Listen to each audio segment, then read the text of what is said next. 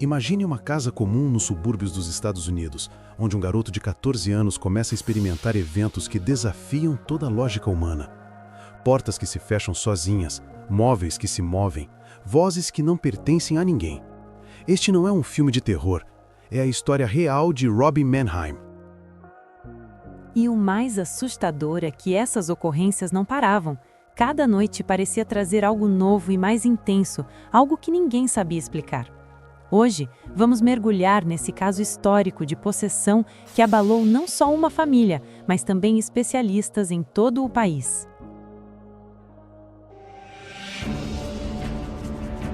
Curiosofobia. Em 1949, no coração tranquilo de Maryland, vivia um garoto comum, de apenas 13 anos, chamado Robbie Mannheim. Sua vida era como a de tantos outros adolescentes da época. Tardes de estudos, pequenas brincadeiras de rua e o aconchego de uma família devotada. Mas, naquele ano, algo invisível começaria a espreitar sua rotina. Algo que transformaria sua inocência em medo e sua casa em um palco de acontecimentos inexplicáveis. O detalhe mais curioso é que Robbie tinha uma relação muito próxima com sua tia. Ela era conhecida por seu interesse em práticas espirituais e foi justamente através dela que ele teve o primeiro contato com uma tábua Ouija. Para muitos, aquilo era apenas um brinquedo, uma distração inofensiva. Mas para Robbie, após a morte dessa tia, a tábua se tornaria a ponte para algo que ninguém estava preparado para enfrentar.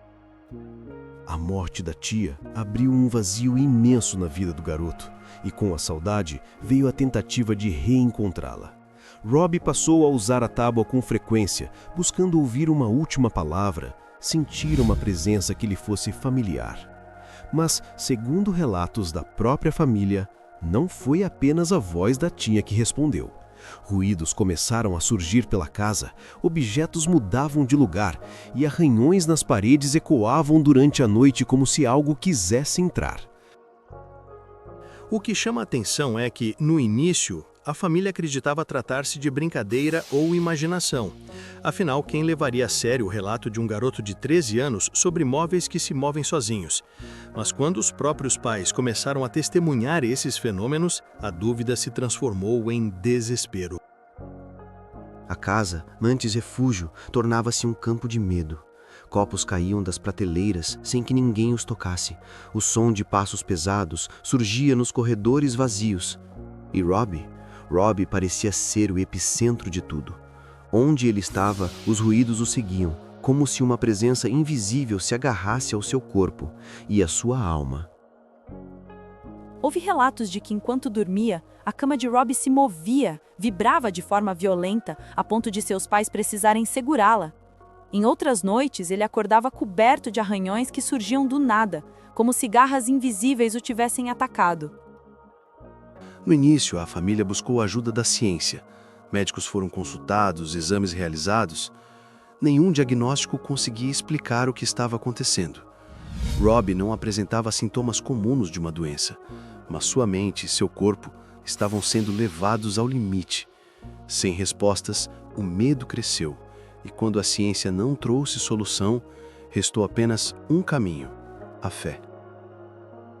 E é aí que o caso começa a ultrapassar a fronteira do incomum. Pastores luteranos foram chamados para orações e sessões de bênção dentro da casa. O objetivo era livrar Robbie do que todos acreditavam ser uma influência espiritual. Mas, segundo testemunhas, a cada oração, a cada palavra de fé pronunciada, os fenômenos não diminuíam. Pelo contrário, eles se intensificavam. Enquanto orações ecoavam pelos cômodos, Robbie era tomado por acessos de fúria. Sua voz, antes de criança, adquiria um tom grave e distorcido. Em certos momentos, palavras em línguas desconhecidas escapavam de sua boca, assustando ainda mais os que presenciavam. Era como se algo ou alguém falasse através dele. Imagina a cena: um adolescente franzino, de rosto inocente, subitamente tomado por uma força que não parecia ser dele. Move-se de forma violenta, fala palavras que jamais aprendera e deixa marcas no próprio corpo como se viessem de dentro para fora. Para qualquer família, Isso não seria apenas assustador, seria aterrorizante. Os relatos cresceram, mas assim como o medo, também cresceu a curiosidade. O caso de Rob começou a chamar a atenção além da vizinhança. Líderes religiosos, médicos e até jornalistas ouviram falar de um garoto que parecia estar possuído por forças além da compreensão humana. E enquanto mais pessoas se aproximavam, mais intenso se tornava o mistério. Esse é o ponto de ruptura. A família percebeu que não se tratava mais de algo que poderia ser resolvido em casa, em silêncio. O que acontecia com Rob precisava de uma intervenção maior, de forças preparadas para enfrentar aquilo que eles já não tinham como controlar. O que você faria se estivesse no lugar da família de Rob? Compartilhe sua opinião e teorias aqui embaixo nos comentários. O garoto que buscava apenas uma última palavra da tia querida estava agora no centro de uma tormenta. Sua inocência havia se perdido no eco dos arranhões, nos gritos da madrugada e no olhar apavorado de seus pais. E enquanto todos buscavam respostas, uma pergunta começava a crescer no coração de quem acompanhava essa história. Até onde iria a escuridão que cercava Rob Mannheim? O mistério em torno de Rob Mannheim atingira um ponto em que o silêncio já não era mais possível. O que antes se escondia entre paredes familiares agora se tornava insuportável, como se a própria casa tivesse sido tomada por uma presença hostil. Médicos haviam falhado, orações protestantes apenas agravaram o cenário. Restava à família um último recurso: buscar a ajuda da Igreja Católica, conhecida por lidar com forças que escapam da razão humana. Foi nesse momento que os pais de Rob se voltaram para um sacerdote católico local. Ele ouviu o relato assombrado da família, mas não se convenceu de imediato. A igreja não aceitava facilmente casos de possessão. Antes de qualquer decisão, era necessário investigar se o que ocorria era realmente algo sobrenatural ou apenas uma doença mental que escapara ao diagnóstico. Mas quando o sacerdote visitou a casa, não precisou de muito tempo para perceber que havia algo fora do comum. Enquanto orava ao lado da cama do garoto, os lençóis começaram a se mover sozinhos, e a cama inteira vibrou violentamente como se fosse sacudida por mãos invisíveis. Rob, deitado, abriu os olhos de repente e o encarou com um olhar frio, carregado de fúria. De sua boca, um rugido gutural ecoou pelo quarto. O padre não tinha mais dúvidas. Aquele caso estava além da medicina. É interessante notar que esse foi o ponto em que a igreja começou a levar o caso muito a sério. Relatórios oficiais foram abertos e o Vaticano foi comunicado. Em pouco tempo, a autorização para o rito de exorcismo foi concedida. O primeiro exorcismo aconteceu em um hospital católico, na cidade vizinha. Rob foi levado até lá, acompanhado por familiares, na esperança de finalmente se livrar do tormento. Os corredores frios e silenciosos do hospital serviram de cenário para um ritual que marcaria a vida de todos que estiveram presentes. Durante as sessões, testemunhas relataram que a força física de Rob se tornava sobre-humana. O garoto precisava ser contido por vários homens, pois se debatia com violência, arrancava pedaços do colchão e até conseguiu quebrar as amarras que o seguravam. Sua voz alternava entre gritos desesperados e murmúrios em línguas desconhecidas. O exorcismo não era uma cerimônia rápida. Ele se estendeu por semanas, com sessões quase diárias. Os padres rezavam, aspergiam água benta e impunham crucifixos sobre o corpo do garoto. Mas quanto mais insistiam, mais as manifestações se intensificavam. Arranhões surgiam em sua pele, formando palavras obscuras que pareciam escritas por garras invisíveis. Um detalhe perturbador foi registrado em vários relatos. Em mais de uma ocasião, a palavra Hell, inferno, apareceu gravada em seu corpo. E em outra, testemunhas disseram ter visto o nome Satã emergir lentamente em sua pele, como se estivesse sendo queimado de dentro para fora. Os padres começaram a duvidar se teriam forças para continuar. A cada dia, Rob parecia mais dominado. Seus olhos brilhavam de forma estranha, suas palavras se tornavam ameaças diretas. Em uma das sessões, ele se libertou das amarras e atacou violentamente um dos religiosos, deixando todos aterrorizados com a fúria que carregava. É importante lembrar que esse caso não era apenas sobre fé, mas também sobre resistência psicológica. Imagine esses homens, acostumados à liturgia calma da igreja, confrontando uma criança tomada por algo inexplicável, cuspindo insultos, quebrando objetos e até vomitando quando a cruz era aproximada de seu corpo. As tentativas no hospital foram interrompidas. Robbie foi levado para outro local, um convento, onde novas sessões começaram. Mais uma vez o garoto se debatia, insultava os presentes e parecia ganhar energia à medida que o ritual avançava. Alguns padres chegaram a acreditar que não havia mais salvação. Outros, no entanto, viam no sofrimento da criança a prova de que precisavam insistir. Esse é o ponto em que a história ultrapassa os limites da razão. Testemunhas afirmaram ter visto objetos voarem pelo quarto, mesas se arrastarem sozinhas e até vozes múltiplas surgirem de dentro do garoto ao mesmo tempo. Não era apenas Robbie falando. Parecia haver mais de uma presença dentro dele. O caso se arrastou por semanas. O garoto já não era mais visto como uma simples vítima, mas como um campo de batalha entre forças invisíveis. Seus pais, exaustos, choravam ao lado da porta, implorando por um fim, e os padres, mesmo cansados, continuavam firmes, acreditando que uma última tentativa poderia libertá-lo. É impossível não imaginar o impacto disso sobre Robbie, um garoto de 13 anos submetido a dias de luta intensa, sem descanso, sem paz, sem infância.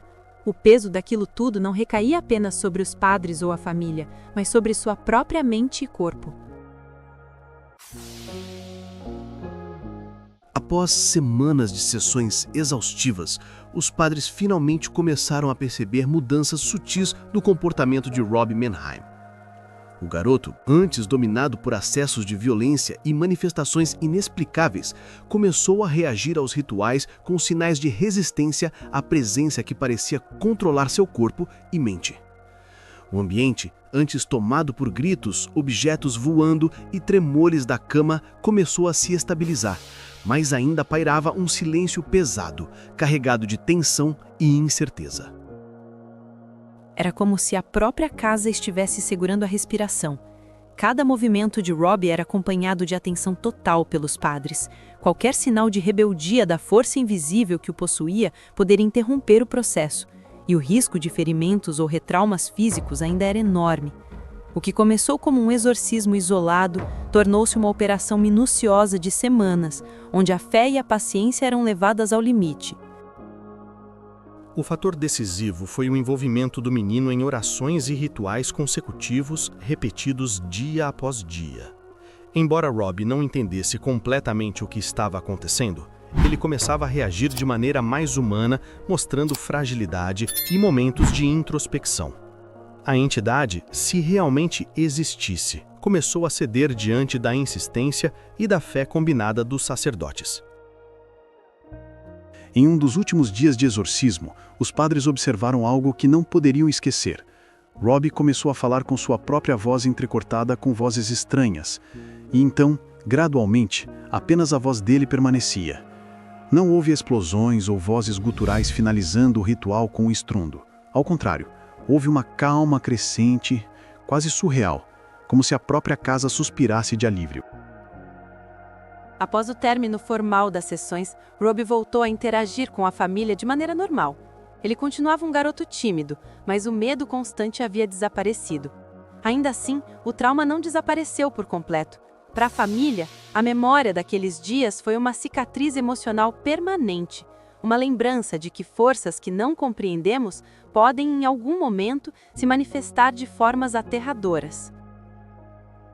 O impacto do caso não ficou restrito à família. Documentos detalhados, diários dos sacerdotes e registros hospitalares foram mantidos com extremo cuidado e, ao longo das décadas, se tornaram referência para pesquisadores de fenômenos paranormais, psicólogos e historiadores. O caso de Robbie Mannheim entrou para a história como um dos relatos mais documentados de possessão demoníaca nos Estados Unidos, servindo de base para debates sobre fé, ciência e o desconhecido. O episódio gerou um legado que vai além das sessões de exorcismo. Foi uma das inspirações para a cultura popular. Livros, filmes e programas de televisão exploraram os limites do medo humano, a tensão entre o visível e o invisível, e a eterna luta entre bem e mal. O filme O Exorcista, por exemplo, é um caso que carrega ecos diretos dessa história, transformando o trauma real de uma família em uma narrativa que ecoa até hoje em milhões de espectadores ao redor do mundo. o caso também levantou questionamentos sobre a abordagem institucional diante de fenômenos inexplicáveis. Padres, médicos e psicólogos precisaram coordenar esforços, equilibrando fé, ciência e cuidado humano. Foi um alerta para que qualquer fenômeno fora do comum seja tratado com atenção e responsabilidade, mesmo que a lógica racional não consiga explicar tudo. Mesmo décadas depois, o caso de Robbie Mannheim continua a intrigar estudiosos. Alguns interpretam como um episódio psicológico extremo, enquanto outros permanecem convictos de que havia uma força sobrenatural atuando sobre ele. O que ninguém contesta é a força do relato e o impacto emocional que marcou tanto a família quanto os sacerdotes envolvidos. Hoje, quando se fala sobre possessões demoníacas, a história de Robbie Mannheim permanece como um ponto de referência, não apenas pela estranheza dos fenômenos observados, mas pela coragem de uma família e de líderes religiosos dispostos a enfrentar o desconhecido sem medir riscos. Entre medo, fé e resistência, o menino tornou-se símbolo de uma experiência que desafia nossa compreensão e mantém viva a tensão entre o que vemos e o que não conseguimos explicar. É uma lembrança de que o desconhecido pode surgir em qualquer lugar, em qualquer pessoa, e que a resposta humana, mesmo frente ao impossível, é marcada por coragem, fé e persistência. O caso de Robbie Mannheim encerra-se não com respostas definitivas, mas com a certeza de que a realidade pode ser mais estranha do que qualquer ficção. E que, mesmo nos episódios mais sombrios, a determinação humana e a busca pelo entendimento podem produzir histórias que transcendem gerações. E você acredita que Robbie realmente passou por uma possessão? Ou acha que há outra explicação por trás desses acontecimentos? Conte para nós aqui nos comentários. O caso de Robbie Mannheim permanece como um dos relatos mais intrigantes de possessão demoníaca na história moderna. Uma história que mistura medo, fé e mistério, deixando mais perguntas do que respostas. Se você ficou tão fascinado quanto nós com essa história, não esqueça de se inscrever no Curiosofobia e ativar o sininho para não perder nenhum mistério real que revelamos aqui. Cada vídeo é uma viagem ao desconhecido.